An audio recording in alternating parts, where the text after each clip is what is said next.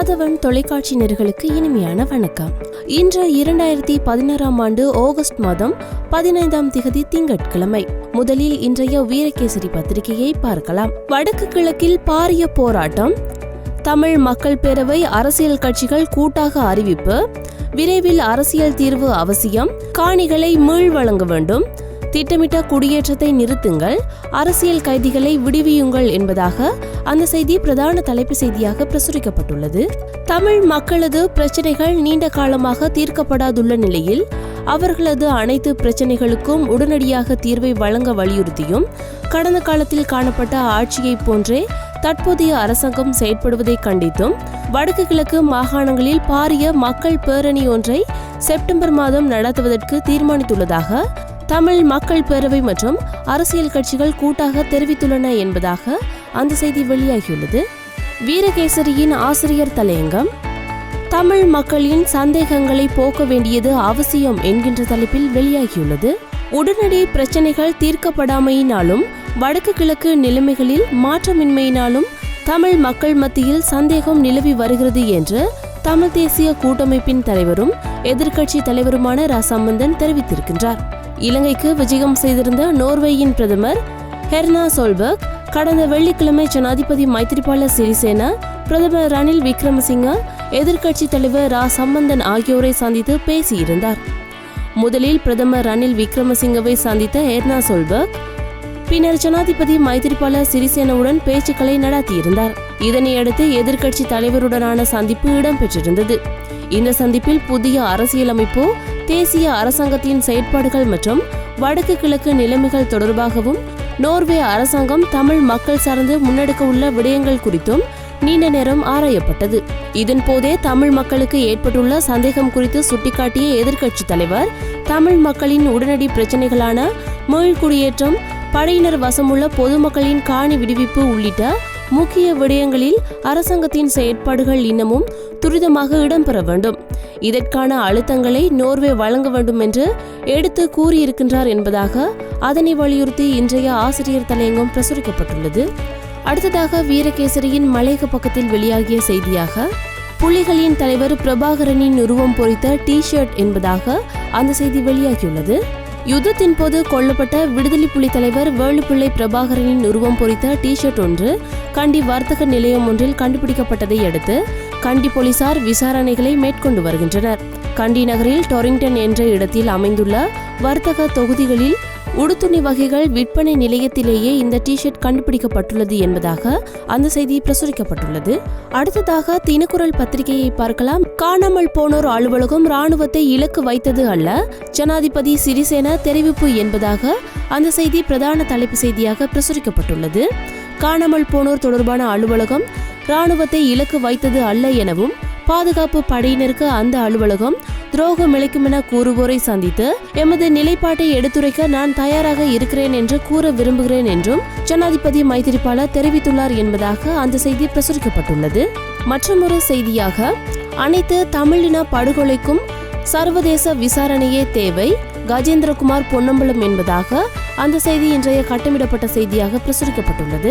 செஞ்சோலை படுகொலை உள்ளிட்ட தமிழ் இனத்திற்கு எதிராக மேற்கொள்ளப்பட்ட அனைத்து படுகொலைகள் தொடர்பாகவும் சர்வதேச விசாரணையே மேற்கொள்ளப்பட வேண்டும். சர்வதேச விசாரணைகளை நோக்கி பயணிப்பதே இப்படுகொலைகளில் உயிரிழந்தவர்களுக்கு நாங்கள் செய்யும் இதயபூர்வமான அஞ்சலியாகும் என தமிழ் தேசிய மக்கள் முன்னணியின் தலைவர் கஜேந்திரகுமார் பொன்னம்பலம் தெரிவித்தார் என்பதாக அந்த செய்தி பிரசுரிக்கப்பட்டுள்ளது.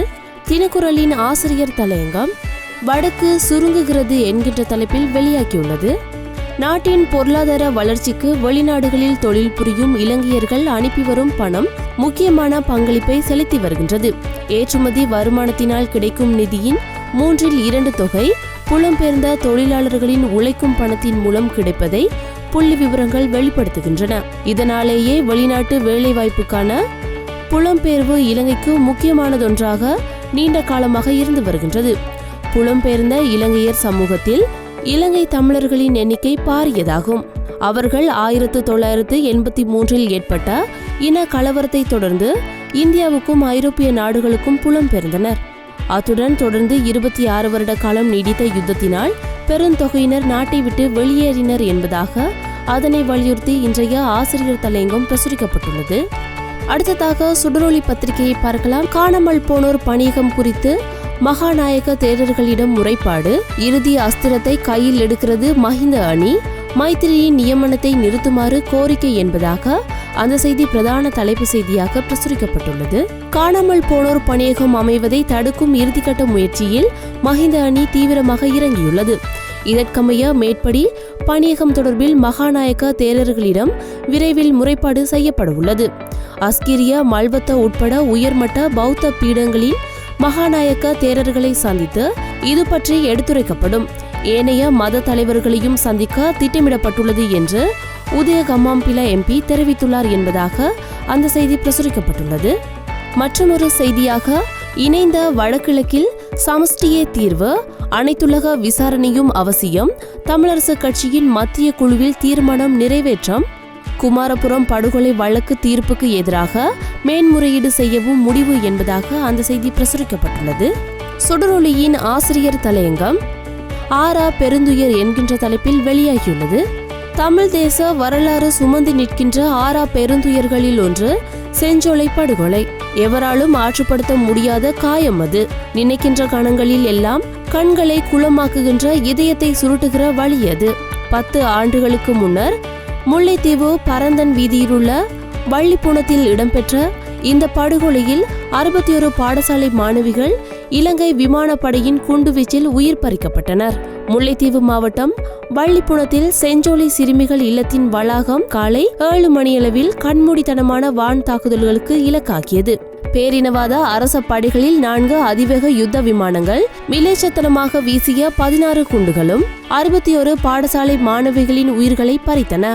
காயமடைந்தவர்கள் முல்லைத்தீவு, புதுக்குடியிருப்பு, தர்மபுரம், கிளிநொச்சி ஆகிய பொது வைத்தியசாலைகளிலும் தனியார் வைத்தியசாலைகளிலும் சேர்க்கப்பட்டனர் என்பதாக அதனை வலியுறுத்தி இன்றைய ஆசிரியர் தலையங்கம் பிரசுரிக்கப்பட்டுள்ளது. அடுத்ததாக சிங்கள பத்திரிகையான லங்காதீப பத்திரிகையை பார்க்கலாம்.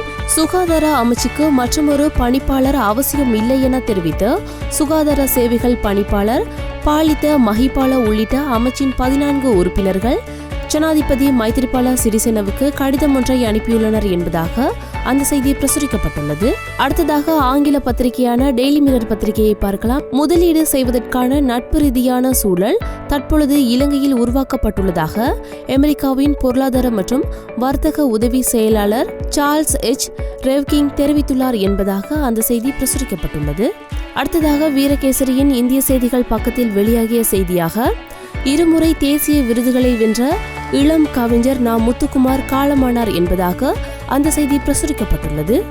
கவிஞரும் திரைப்பட பாடலாசிரியருமான நா. முத்துக்குமார் தன்னுடைய 41வது வயதிலே மஞ்சள் காமாலை நோய் காரணமாக நேற்று காலை சென்னையில் காலமானார் என்பதாக அந்த செய்தி பிரசுரிக்கப்பட்டுள்ளது. அடுத்ததாக வீரகேசரியின் உலக செய்திகள் பக்கத்தில் வெளியாகிய செய்தியாக தாய்லாந்து தொடர் குண்டுவெடிப்பு, அரசியல் சாசன நிபுணர் கைது என்பதாக அந்த செய்தி வெளியாகியுள்ளது. தாய்லாந்தில் நிகழ்த்தப்பட்ட தொடர் குண்டுவெடிப்பு தொடர்பாக அரசியல் சாசன நிபுணரை ராணுவம் கைது செய்துள்ளது. தாய்லாந்தின் 5 மாகாணங்களில் அமைந்துள்ள முக்கிய சுற்றுலா தலங்களில் கடந்த வியாழக்கிழமை, வெள்ளிக்கிழமைகளில் 11 குண்டுவெடிப்புகள் நிகழ்த்தப்பட்டன. இதில் 4 பேர் உயிரிழந்தனர். மேலும் 10 வெளிநாட்டினர் உட்பட 35 பேர் காயமடைந்தனர். இந்நிலையில் 67 வயது அரசியல் சாசன நிபுணரை ராணுவத்தினர் சனிக்கிழமை கைது செய்தனர். திராங் மாகாணத்தில் உள்ள அவரது வீட்டில் வைத்து கைது செய்யப்பட்ட அவர் நகோன் சிதம்பராட்டில் உள்ள ராணுவ முகாமிற்கு அழைத்து செல்லப்பட்டார். அங்கு அவரிடம் விசாரணை நடைபெற்று வருகிறது என்பதாக அந்த செய்தி வெளியாகியுள்ளது. தினக்குரலின் கேலி சித்திரம் ஸ்ரீலங்கா சுதந்திர கட்சி மஹிந்த ராஜபக்ஷ மற்றும் மைத்திரிபால சிறிசேன ஆகியோரின் தலைமையில் 2ஆக பிளவுபட்டுள்ள நிலையில் அக்கட்சியின் 65வது மாநாடு நடைபெற உள்ள நிலையில் இதில் இவர்கள் இருவருக்கும் இடையில் அதிகார போட்டி நிலவுவதை சித்தரிக்கும் விதத்தில் இந்த கேலி சித்திரம் பிரசுரிக்கப்பட்டுள்ளது. சுடரொளியின் கேலி சித்திரம் சீன ஒப்பந்தம் ஒன்றை கைச்சாத்திட்டுள்ள பிரதமர் ரணில் விக்ரமசிங்க சீன அரசாங்கத்துடன் ஏற்படுத்தி கொண்ட உறவு மஹிந்த ராஜபக்ஷவிற்கு எரிச்சலை ஏற்படுத்தும் விதத்தில் அமைந்துள்ளதாக அதனை சித்தரிக்கும் வகையில் இன்றைய கேலி சித்திரம் பிரசுரிக்கப்பட்டுள்ளது. இன்று கொழும்பிலிருந்து வெளியான நாளேடுகளின் செய்திகளை பார்த்திருந்தோம். மற்றும் ஒரு நாளேடுகளில் நமது பார்வை நிகழ்ச்சியினூடாக சந்திக்கும் வரை நன்றி, வணக்கம்.